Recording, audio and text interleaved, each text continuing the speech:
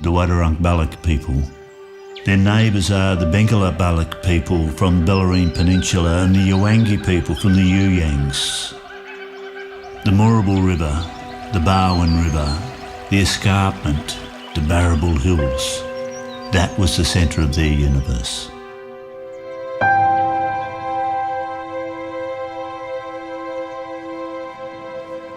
This area has a really deep history that goes back thousands of years in terms of Wadawurrung history, but also from the earliest years of European settlement here in Victoria. We're standing here at the moment on the Monia Bridge, which is a really significant landmark in Victoria. It replaced a very old, rickety wooden bridge that was built here in mid-1850s. There was also a big steam flour mill here, just on the southern side of the Moorabool River. We've actually been able to look at the whole area to establish its significance so that we can really plan for managing that heritage. So Heritage Victoria's been involved in the project for about 3 years. Certainly from the early days with the Gem Fyansford project, it was clear that this was a project that was being done very strategically. Too often in archaeology, we get brought to the table very late in the day. That was not the case here. So what we're seeing emerge is this understanding of a whole historic landscape dating right back to the early years of historic settlement. There's a great complexity to that we don't see when we just investigate one or two archaeological sites. We're learning a whole lot of things that we didn't already know about how this community lived, operated, thrived, and developed. We arrived here as a family in 1978. It was a very family-orientated industry. And having a job here at the plant was like winning second prize at the lottery. That's how good it was. I was here right until we closed the plant down and I saw the last tonne of cement leave the works. I guess years to come, it'll be hard for people to remember what it looked like when it was a cement plant. When you see a space that's got so much history, there's a real sort of sense of excitement about what it can be. So our challenge was how do we get a unified vision for the entire Fyansford development. The natural response there was just to hinge everything off the Moorabool River. But what we're mindful of is, integrating with the existing heritage buildings in the main street. And what we've pushed for is a design-led out response rather than an engineering-led response.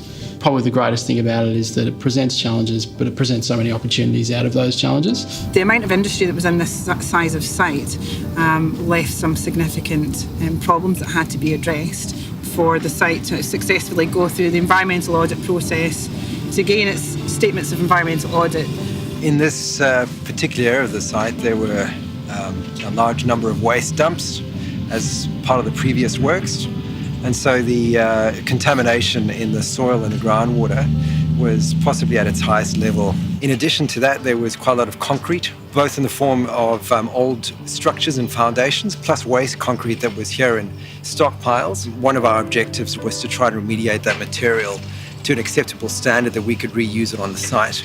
We worked very closely with the earthworks contractor to identify where contaminated soil was located, really sort of learning from each other in terms of how to optimise the site and the design as well. So we managed to effectively achieve a zero waste outcome. With simple and innovative remedial solutions. Innovation was paramount. The whole strategy had to be clearly thought out, otherwise the whole project becomes unfeasible. With this equipment behind us, we crushed probably about 50,000 tonne of concrete that was buried on site. But the concrete was just huge. It was mammoth, absolutely mammoth. So all that volume of soil had to be screened, reclaimed from all contaminants, being it steel, concrete, tyres, plastic, asbestos. Between 95% and 98% of the material we processed went back into the project. But now, you have a look at it now, that's transformed into something absolutely beautiful. It's a very visible project, so a lot of people are seeing what's happening, asking a lot of questions. I think a lot of people are shocked at what they see there now compared to what they've been looking at for years. Environmentally, I'd say this is certainly the most challenging project we've ever been involved in. It could be the most challenging environmental residential project that's ever happened in Geelong. Gem Fyansford really is an excellent example of how you can rehabilitate a former industrial area into a new community.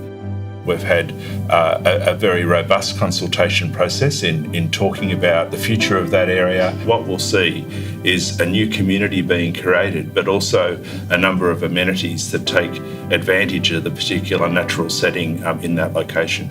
And that's really at the heart of the Fyansford development. Our 4 core values are innovation, collaboration, consideration and passion. Primarily through collaboration, the project would not be what it is today. Stage 1's actually completely settled now and with 0 defaults, which is excellent for the development industry. So that's just true testament to Geelong's strong market and the desirability to live in Gen Fyansford. So being a part of Gen Fyansford, it's more about the emotional side of things as well. Because of the history of Fyansford, it really does bring people closer together. You know, people trusted in us, they trusted in our brand and they trusted what we had to sell.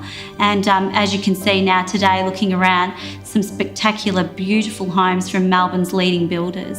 It's a really challenging site, whether it be geotech, environmental, engineering. The high quality of what's being delivered is going to become a legacy, I think, and it's going to basically demonstrate what's capable for brownfield renewal sites, in close proximity to urban development. It's something that's unparalleled. For us, it's a lot more than just developing a project. We're really keen on leaving behind a legacy. People are actually living there and they're loving living there. For us, that's really what it's all about. It's going to be pretty amazing. We're going to have a community on the other side of the river who have access to open space at either end of their street, really provide, a new chapter for the township. So I think the future of this landscape is very positive, and there's also an opportunity to really celebrate and also share that history. The success that it's shown already is just phenomenal. We've only just scratched the surface here. And stage 1 is just the first piece of the puzzle of a really, really exciting development.